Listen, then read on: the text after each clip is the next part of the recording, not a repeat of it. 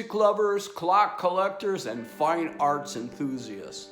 Thought I'd do a video today, and I'm going to do a video on small clocks, and I'm talking about the celluloid clocks, the porcelain clocks, the small clocks that was popular back in the 20s, from the late 1800s into maybe the 40s. I'm talking about alarm clocks, antique alarm clocks, and I've got a small collection of small clocks, and I'm going to kind of take you through it. The clocks are balance wheel clocks, not pendulum clocks. And hey, let's start this little tour on my small clocks, and maybe we'll get something out of this video here. So yeah, I've been doing a few music videos here. Oh, by the way, check this hat out right here. That's my Sven hat right there. I got it for Christmas. Very proud of it. Watch Sven Gulli every Saturday night. Can't miss it. It's an event. All right, let's go down in the basement cave and take a look and see what we're doing down there. All righty then. Hey, we're in the old workshop here. It's my collection of junk I can't ever find right there. Behind me, got a collection of timbre style clocks up on this shelf here with other junk and whatnot. But anyway, this video is about small clocks. Here's my graveyard of small clocks right here. Look at that. Nice little celluloid clocks, no movements in them. Look at that. There's reasons why there's no movements in these clocks. Now, I'm not a clock repairman by any means, just a novice, but I like to get them to run. So, why I have this collection here is the clocks I'm about to show you, they all run really nice. They're beautiful clocks, some of them are. And I keep an eye out for clocks like this that run. And these clocks here, at one time, had great movements in them. They ran good and whatnot. So I removed the movements from these clocks and put them in my porcelain clocks and the other clocks that are nice clocks. And I've got a really good collection of nice running clocks because of this. These were donor clocks.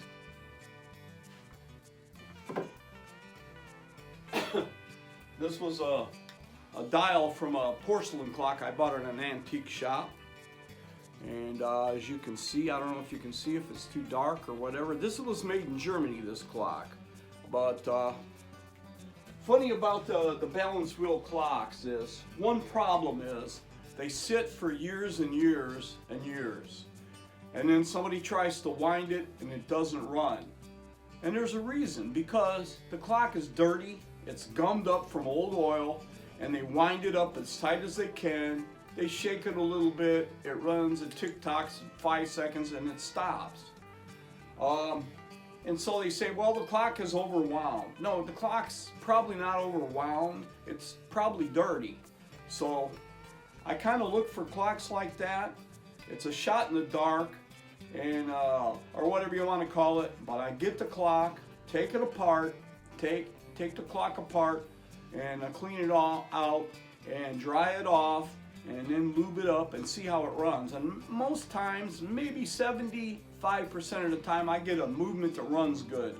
And sometimes you got to help it along. You get the balance wheel going, it'll run a little bit, and then you kind of get it one gear and kind of move it a little bit. Let me demonstrate here.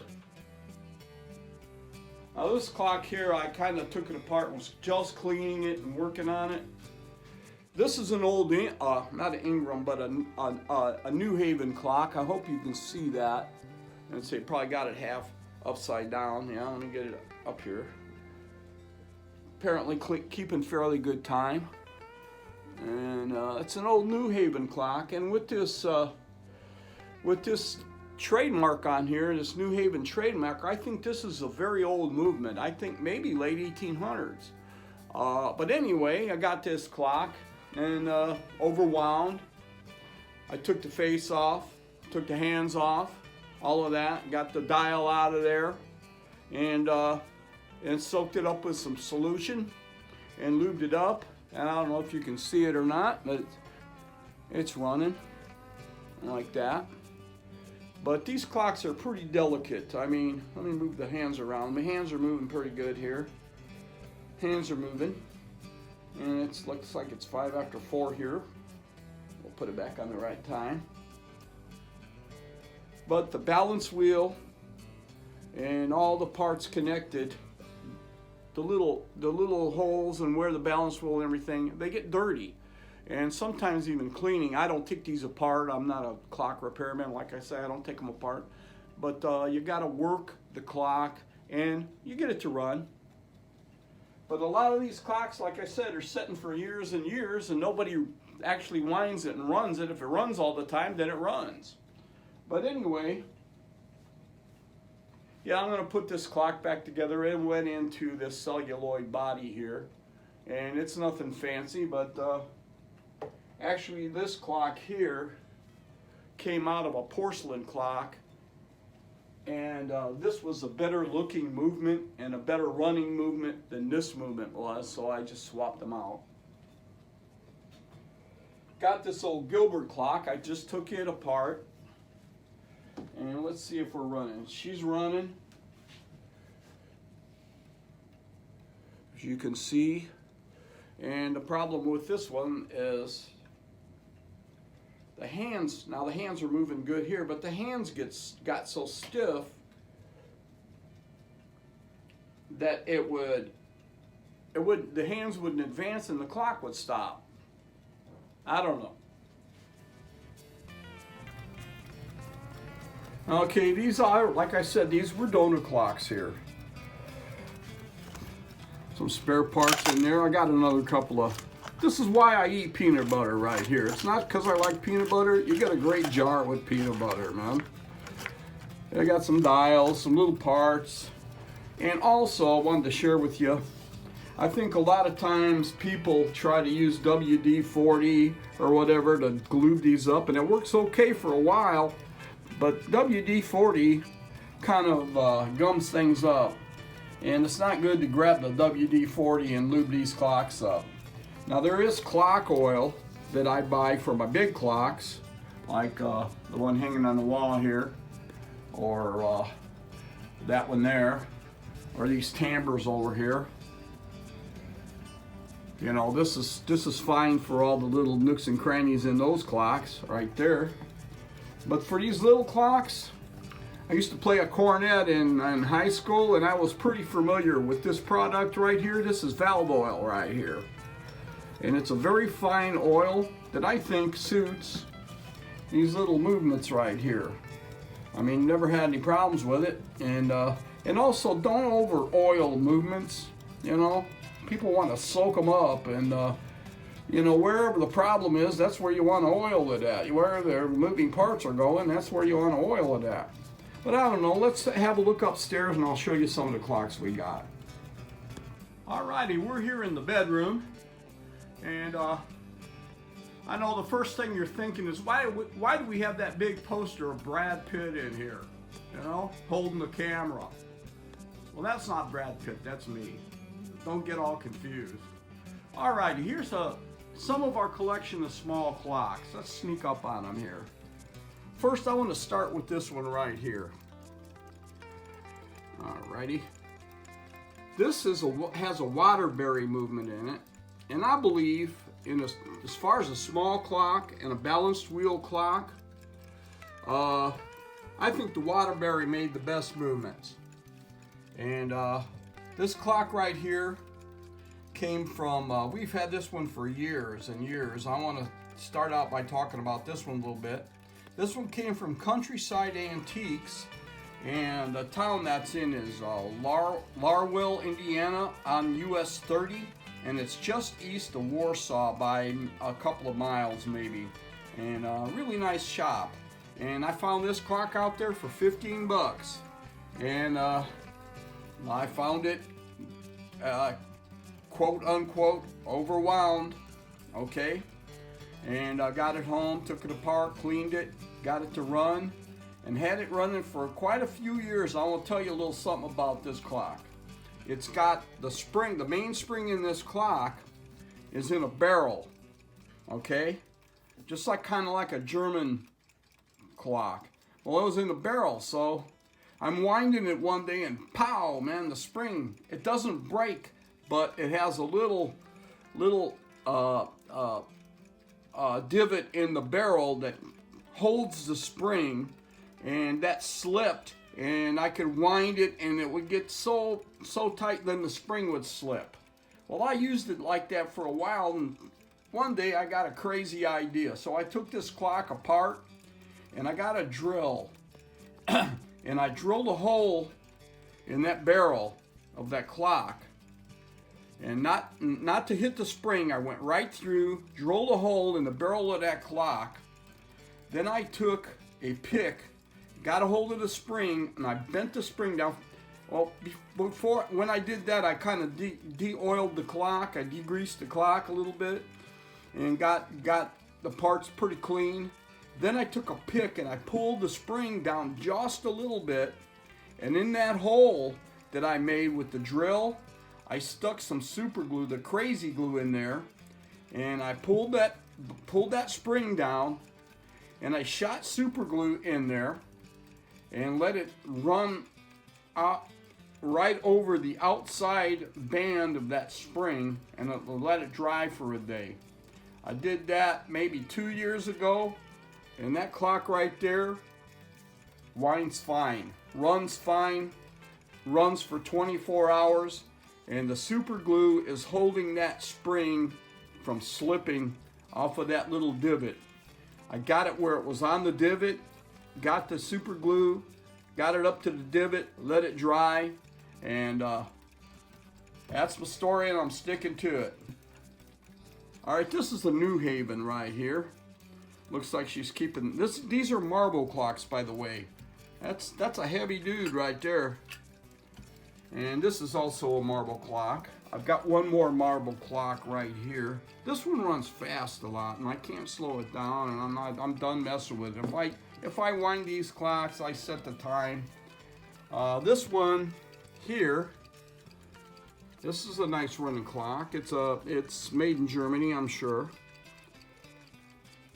It's a porcelain clock, and I believe this has a New Haven movement in it. This is a celluloid right here. This one runs kind of slow, but it runs. This is my newest addition for the bedroom clocks right here. This is made in Germany. And just bought this one. The guy said it was overwound. I took it apart, I cleaned the movement, put it back together, oiled it up. That's a really nice running clock right there. Really nice running clock, and it's kind of pretty as far as the celluloid clock goes. This one here, getting back to this one, is a Waterbury, they say, and I believe it is. But she's got a few miles on her. Now swinging around here, I don't want to leave this old guy out here. Oh, let me get down here. This is an Ansonia, and it's not a porcelain clock, or it's not a celluloid clock, but it is a balance wheel clock, and it's running right now. I keep this one running. As you see, it's got a key hanging in the back. It's got an alarm on it. And this one here, it does not run 24 hours, but it does run over 12 hours. I don't know if it's a problem with the clock, or is that the way it was designed. I'm not sure. These clocks, when they were new, I don't know if you can see if that's too dark or not.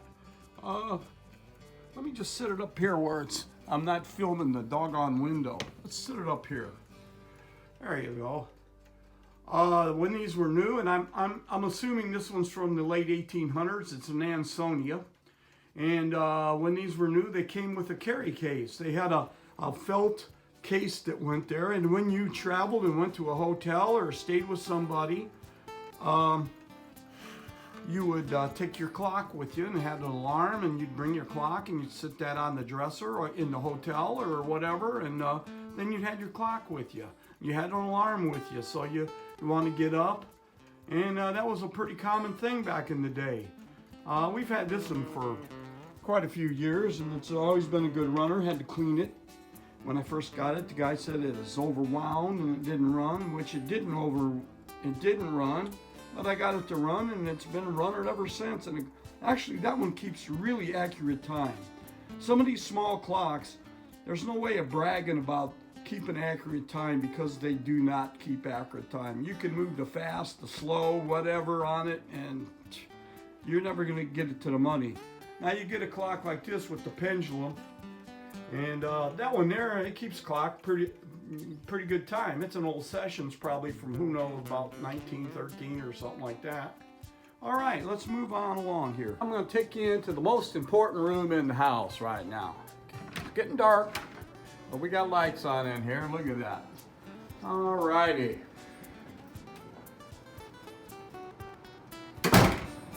All right, I wanted to show you this clock right here. This is a Seth Thomas alarm clock. It's made of wood. I used to know the model of this clock, but I forgot what it was.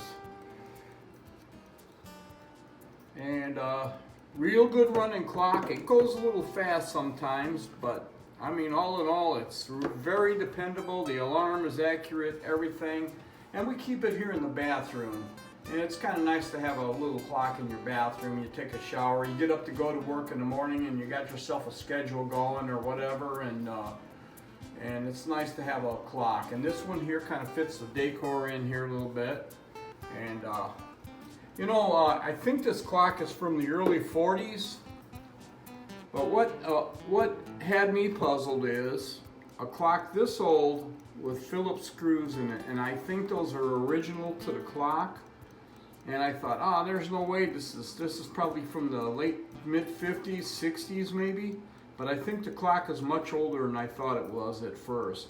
And I did a little research, and I was kind of amazed to discover that Phillips screws were invented in 1933. Now I got a lot of clocks in the house and work on quite a few things, and you never ever see a Phillips screw in an old clock. That's all flathead screws, especially the ones from the the early 1900s up to the mid 1900s. You see flathead screws, but that one had 4 Phillips screws in it, so I don't know. I think it's from the early 40s though. It's a really nice clock. I wouldn't mind having another couple of them like that, but got a good deal on that from eBay, and had to lube it up a little bit, and it's been running ever since. I think we've had it, I don't think we've had it a year, but I think we've had it probably 8 months or something like that. All right, these are the ones my wife lets me display in our dining room. And let me sneak up on them. These probably are our prettiest clocks and our best running clocks. The one in the center is what you call a blue Delft clock. And these are all balance wheel clocks. They all keep perfect time, or as close as you can get a balance wheel clock to keep time. They all run well after 24 hours. So, but like I explained earlier on in this video, this clock has the best running movement I could find. This clock has the best running movement I could find within all those donor clocks. And same with this one here. I would be safe to assume, well, I know this one's a New Haven. I'm not sure about some of these. This clock did have the date on the back of it, and I think it was 1925. This, at least the movement. The clock maybe, I don't know what year this is, but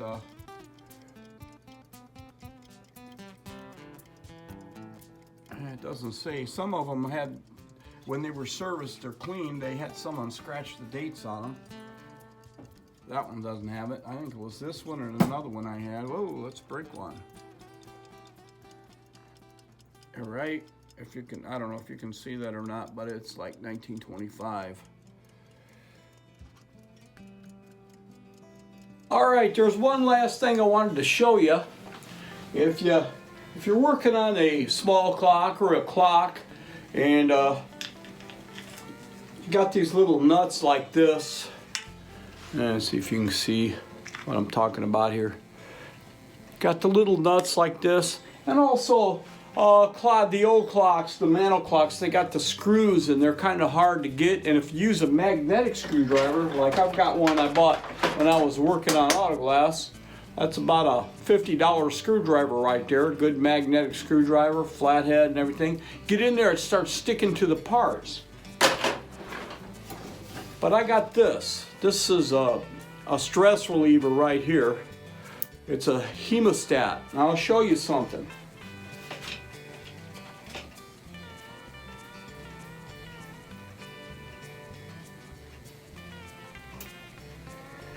Instead of using a little wrench or whatever, you can hook this to quite a good sized screw or a nut. I don't know if you can see all this or not. I'm putting this, earlier I took this Gilbert Clock apart and was working on it. And I'm going to put it back together. It's nothing fancy. I got this off of eBay from a guy, and nothing fancy really. But we'll line this up, put the back on. Got the back on here. Whoa, whoa. Putting the back on it.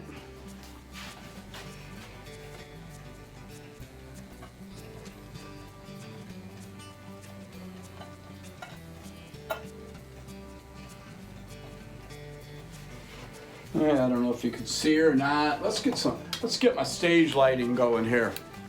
There. That helps. Got the back on it. There's 3 little nuts that go in there.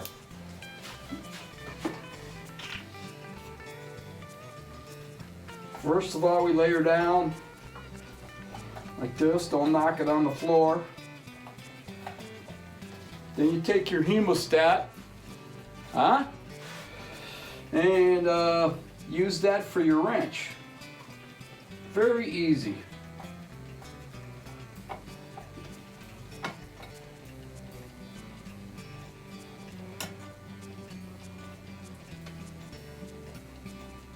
I'm trying to make it look easy, but I don't know. There we go.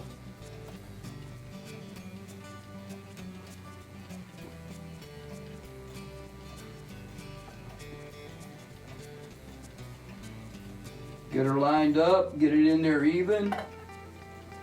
Give it a spin.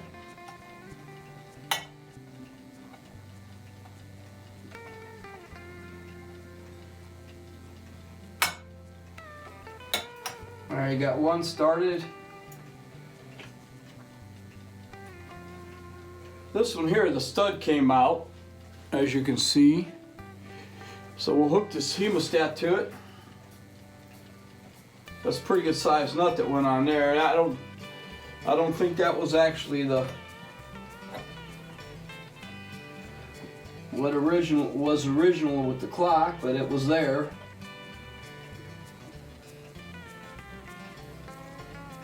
Like that. Don't tighten them up one at a time. Tighten them up when you make sure the face is 12 o'clock is on the top, you know, and the 6 is on the bottom.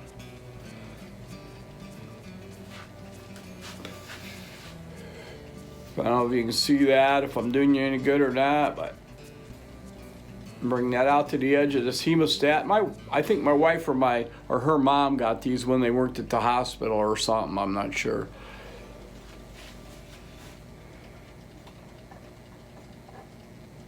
And you turn that on, like that. Lay them down. All right, let's see. It's not on the right time, but not worried about that just yet. Got to make sure that, you know, they don't want to have the 12 over here. That'd be kind of crazy. So you kind of adjust it a little bit to the eye. Looks nice. It'd take a lot more than adjusting the dial to this clock to make this clock look nice, but it was a bargain, and it does run. Had it apart a couple of times.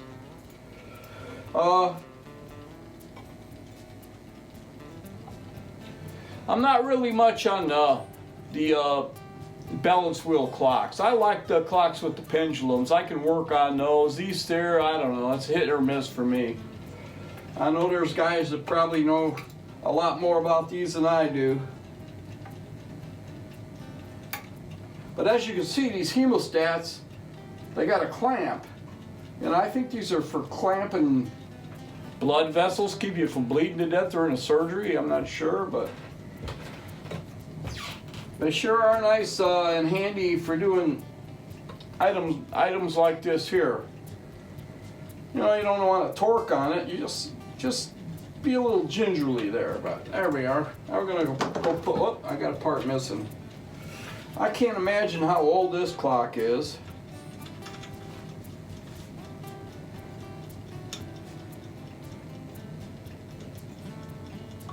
It's a loud ticker, I know that.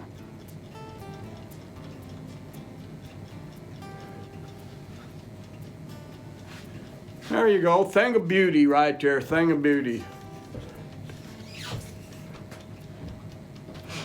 Now the second hand's moving, that's important. All right, hey, thanks for watching this video. You might have learned something, I don't know. It's a learning experience every day for me. And I'll be back to work at Potato Creek State Park here coming in the spring if they'll have me back for another season. Been out there for 4 seasons, this will make a 5th season. But when I'm off in the winter, I tinker around. Sometimes I work on guitars, and sometimes I record music and collect clocks, and that's what an old guy does, you know. All right, take care.